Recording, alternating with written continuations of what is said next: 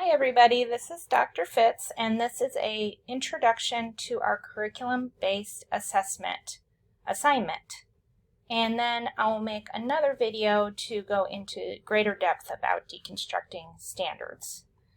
Okay, so let's get started. And to get started, I want you to have a look at this pattern and see if you can locate the 5-pointed star.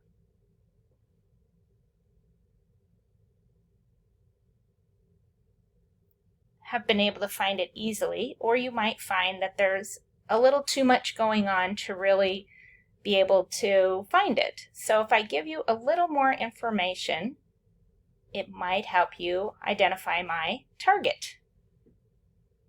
And if I give you even a little more information, it might make it even easier for you to identify the star or my target. And the point here is that if we want our students to be successful, we have to provide clear learning targets, clear points that they're headed for, clear stars that they're headed for. So Rick Stiggins points out that teachers and students can hit any target that they can see and will hold still. And I think what he means by that second part is, sometimes teachers might accidentally or on purpose sort of change the target, change the endpoint, or change what they think they're expecting, and that also can make it difficult for students to hit the target that we're wanting them to hit. So we want to try to avoid that, and by practicing through this assignment, I'm hoping that will help you unpack at least one of your curriculum standards so that you can clarify what you think is most important for students to learn, what's most important to teach, and how you're going to assess that. So the purpose of our curriculum-based assessment assignment is to provide us with that experience of unpacking standards. It's something that deconstructing standards is something that is part of our job as a teacher,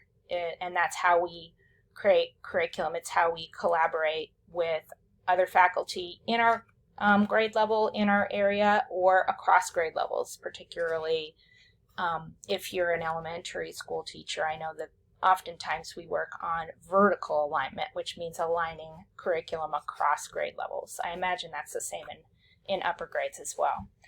So this assignment should provide us with some experience on working with the standards and objectives that we're going to need to teach, on working on unpacking or deconstructing those standards and objectives so that we have a better grasp on what we're teaching, and so will our students, and helping us get more practice on writing student-friendly learning targets.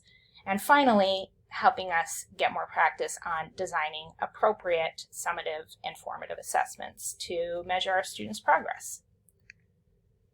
So this is just a quote from James Popham, who's pretty important in assessment, educational assessment, and he said, "Teachers who truly understand what they want their students to accomplish will almost surely be more instructionally successful than teachers who have a less clear understanding of what they want their students to accomplish." So for the first 3 parts, which is the first part that you're going to work on, is really finding a standard that will work for this assignment and unpacking it and writing objectives for it. So part 1 is picking your standard, picking the clarifying objectives that you're going to work with, and figuring out whether that as a whole, the standard and objectives are knowledge standards, reasoning standards, product standards, or skill standard.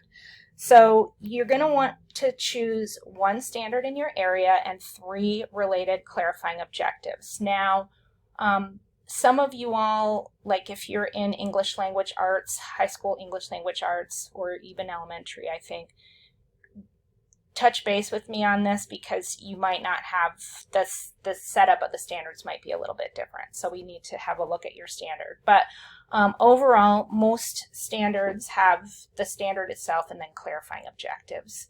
You want to make sure that you pick something that goes beyond the knowledge level because otherwise you won't get as much out of the assignment. and yeah, it'll be hard for you to complete the assignment. So pick a standard that has enough complexity that you would be able to develop like a unit of study around it. We're not going to be developing the learning like activities part, but we're going to be developing the targets and the assessment. Parts 1, 2, and 3, I'm just going to briefly touch on here. In part 1, like I said, you're going to look at that standard, look at your objectives, like the clarifying objectives, and decide overall, are they knowledge, reasoning, skill, or product? And you're going to provide a clear but concise explanation to support what your classification was, and that's part 1. And I'll give you an example in my next video.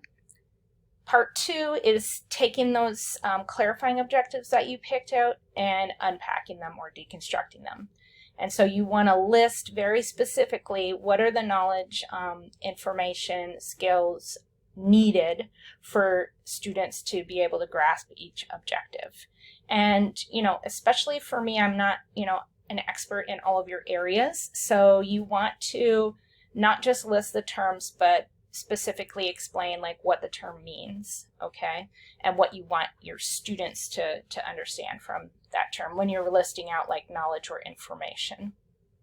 So that's part 2. And this is probably the area that I will be providing more feedback on, because you need to make sure that you have unpacked your standard clearly enough so that you're able to do the other parts of the standard. And I just want to point out, I wrote here, it's not just rewriting the standard or objective. It's really analyzing it and figuring out what it means and breaking it down, okay? And there are unpacking documents, particularly there are unpacking documents in most disciplines. If you have difficulty finding yours, let me know. So some of this work has already been done for you, and you just sort of need to make sense of it and maybe build on it. So make sure to avail yourself of those documents. And then I have a couple of videos linked here. I'm not going to go into them, obviously, but please click on them and check them out.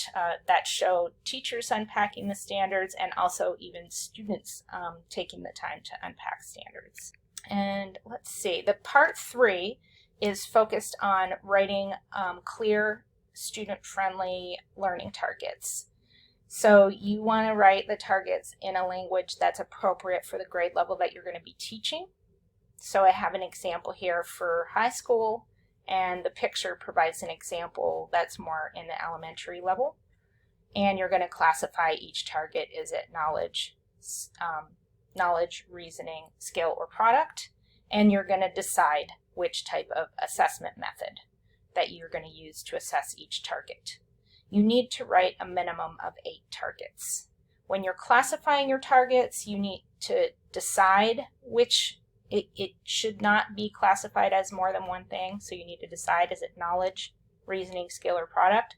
But for the assessment method, you might check off more than one type of assessment method for your target. So here are some examples of learning targets. This is for first grade health.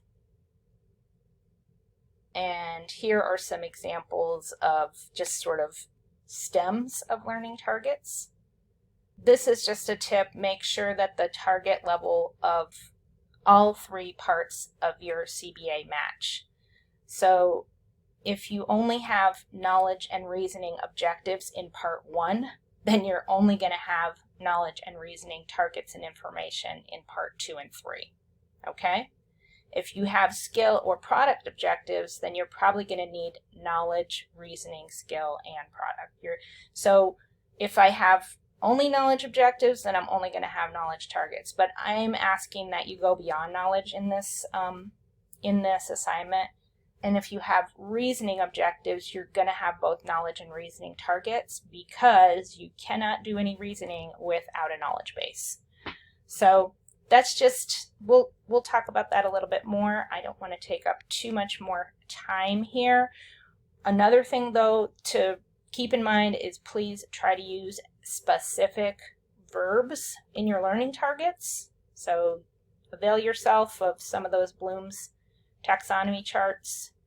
And remember that the draft of your CBA is worth points, so make sure that you complete it completely and to the best of your ability, because the better you, the more you complete it, the better I can provide feedback on. If you have a thoroughly completed draft, I will be able to provide better feedback. Yeah, this is just another graphic to help you think about the different types of targets. So, all right, that's it. Thank you for your time, and I will also make a part 2 for deconstructing standards.